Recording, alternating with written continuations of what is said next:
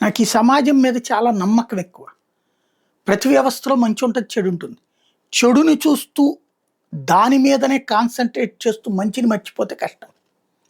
నేను జర్నలిజం ఫీల్డ్‌లోకి 94లో వచ్చా.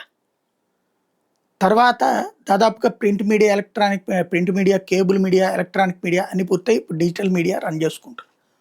ఎలాగా? ఎవరిస్తారు రూపాయి మనకి? నాకు ఈ జర్నలిజం ఫీల్డ్‌లో నీకు ఎంత జీతం కావాలి అంటే నీకు ఇంతే ఇస్తాం అన్నది మొదట్లో. తర్వాత నీకు ఎంత కావాలి అని అడిగింది తర్వాత కాలంలో. మీరుకి ఇంత ఆఫర్ చేస్తున్నాం రండి అని అడిగింది ఆ తర్వాత రోజుల్లో. మీకు ఎంత కావాలి సార్ అని అడిగింది చివర్లో. ఒక జర్నలిజం ఫీల్డ్‌లో ఒక సామాన్య స్ట్రింగర్ నుంచి staff reporter, regional reporter, bureau chief, principal correspondent, senior principal correspondent, principal editor, executive editor, chief editor, vice president ఈ డిజిగ్నేషన్స్ అన్నిట్లో పనిచేశాను నేను. రాష్ట్రం 2 తెలుగు రాష్ట్రాల్లో దాదాపుగా అన్ని ఊళ్ళని టచ్ చేశా జర్నలిజం ఫీల్డ్లో, రిపోర్టింగ్లో ఉండగా, అలాగే హెడ్గా ఉండగా. మ్యాక్సిమం అన్ని జిల్లాలు అయితే టచ్ చేశా, అన్ని ప్రధాన ఊళ్ళని టచ్ చేశాను. గంట ఉండొచ్చు, 2 గంటలు ఉండొచ్చు, ఆ ఊరులో రోజు ఉండొచ్చు, బట్ అట్లా చేసాం. ఇంత చేసిన తర్వాత మీకెంత కావాలనే దేశ నుంచి మీరు ఎంత తెచ్చి పెడతారు ఛానల్కి, మీరు ఛానల్ మీకే ఇస్తాం, జీతాలు మీరు మెయింటైన్ చేసుకుని తర్వాత భవిష్యత్తులో మాకు సంపాదించి పెడుదురు కానీ అన్నటువంటి వాళ్ళని చూశా. ఇలాంటి సిచ్యుయేషన్స్ చూసినప్పుడు నేను నమ్ముకున్నది సమాజాన్ని, సుదీర్ఘ ప్రస్థానంలో సమాజంలో ఉన్నటువంటి విలువల్ని. సమాజంలో నెగిటివ్ పనులు చేసేవాడు అరిచి ఆధిపత్యాన్ని చూపెట్టుకుంటాడు, కానీ మంచిని ఆహ్వానించేవాళ్ళు నిశ్శబ్దంగా పనిచేసుకుపోతుంటారు. ఇప్పుడు ఒక సాధారణమైనటువంటి సాయిగాడికి 15 లక్షల మంది సబ్స్క్రైబర్లు ఆషామాషి కాదు కదా. 10 పైసలు ఖర్చు పెట్టి పెయిడ్ ఇవి కానీ మరేం చేయలేదు, జస్ట్ కంటెంట్ను మాత్రమే నేను నమ్ముకుంది. చిన్న టీంతో పనిచేసుకుంటున్నాం. 10 లక్షల మంది, ఇప్పుడు 10,40,000 మంది మెయిన్ ఛానల్కి ఉన్నారు. మిగతా ఛానల్స్ అన్నీ కలిపితే ఇంకొక 4 లక్షల మంది, దగ్గర దగ్గర 15 లక్షల మంది సబ్స్క్రైబర్లు.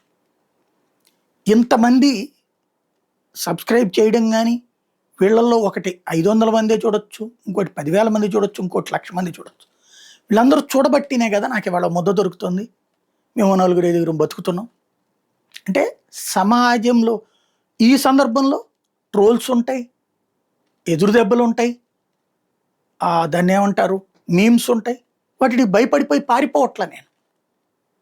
సమాజాన్ని నమ్మినే, నాకు సమాజం మీదన ధర్మం మీదన ఉన్నటువంటి నమ్మకం. రాజకీయ పార్టీలకి మీడియా కొమ్ము కాస్తున్నటువంటి రోజుల్లో ఎవరో తిడతారని ఒకళ్ళ గురించి తప్పుగా మాట్లాడకుండా, ఎవరినో మనం బొసేయడం కోసం చేయకుండా మన పని మనం చేసుకుంటాం. ఇంట్లో నచ్చచ్చు, నచ్చకపోవచ్చు, లేదా అవతల వాళ్ళు వేసే ముద్రల కారణంగా ఆ రూట్లోనూ చూడొచ్చు. బట్ నేనేంటి అన్నటువంటిది నా ఆత్మకి తెలుసు, నా ఆత్మసాక్షికి తెలుసు, పబ్లిక్ నన్ను నమ్మేవాడికి తెలుసు. నన్ను నమ్మేవాడికి వివరణ ఇవ్వక్కర్లేదు, నమ్మని వాడికి వివరణ ఇచ్చినా వృధా. కాబట్టి నేను చెప్పను దానికి సంబంధించి. కాకపోతే జర్నలిజం ఫీల్డ్ అంటే ఒక రకంగా చెప్పాలంటే ఎవరో ఒకళ్ళకి ఇబ్బంది పెట్టేదే ఉద్యోగం అంటే ఖచ్చితంగా. ఆ ఇబ్బంది పడుతున్నటువంటి వాళ్ళు పెద్ద పెద్ద ప్రముఖులు నన్ను తిట్టారు, లేకపోతే నా మీద నా నిందలు వేశారు అంటే నేను ఇంకా జర్నలిజంలో స్ట్రాంగ్గా ఉన్నాను, నా ఇన్ఫ్లుయెన్స్కి లేదా నేను చేసే వార్తలకి భయం ఉంది ఇంకా తప్పు చేసేటటువంటి వాళ్ళకి. ఆ తప్పు చేసేవాడు ఖచ్చితంగా రాళ్ళేస్తాడు. ఆ రాళ్ళేసినోడికి భయపడకూడదు అంటే నేను ఇంకా జర్నలిజం ఇన్స్టింక్ట్ పోలేదనేది ఇంకెక్కడో సాక్ష్యం అక్కర్లే. అదే సంతృప్తి, నాకు పెద్ద సంతృప్తి. ఇదంతా ఎందుకు చెప్తున్నంటే నేను నమ్మే ఈ సమాజం ఇవాళ అమ్మాయికి 16 కోట్ల రూపాయలు అవసరమైనటువంటి ఓ కుటుంబానికి ఒక్క ఇంజక్షన్‌కి 16,00,00,000. అసలు అతని జీవితంలో ఆ భార్యాభర్త రాత్రి పగలు కష్టపడిన ఒక ₹1,00,00,000 సంపాదించడం కూడా కష్టం. జీవితాంతం. ఇప్పుడు నేను ఇన్ని సంవత్సరాల్లో ఒక ₹1,00,00,000 సంపాదించడం నా వల్ల కావట్లేదు. 50 ఏళ్ళొచ్చేసింది. అలాంటిది ₹10,00,00,000 ఆ తల్లిదండ్రుల యొక్క ఆవేదనకి చెలించినటువంటి సమాజం ఇచ్చిందంటే ఆషామాషీనా? ఎంత గ్రేటు. ₹10,00,00,000. ఇంకొక 6,00,00,000 ఇప్పుడు ఏకంగా లోకేష్ దగ్గరుండి అరేంజ్ చేయిస్తానని చెప్పడం. ₹16,00,00,000 ఈ సమాజం కారణంగా ఒక చిన్న బిడ్డని కాపాడటం కోసం ఈ సమాజం ఇస్తోందంటే నిజంగా హ్యాట్స్ ఆఫ్.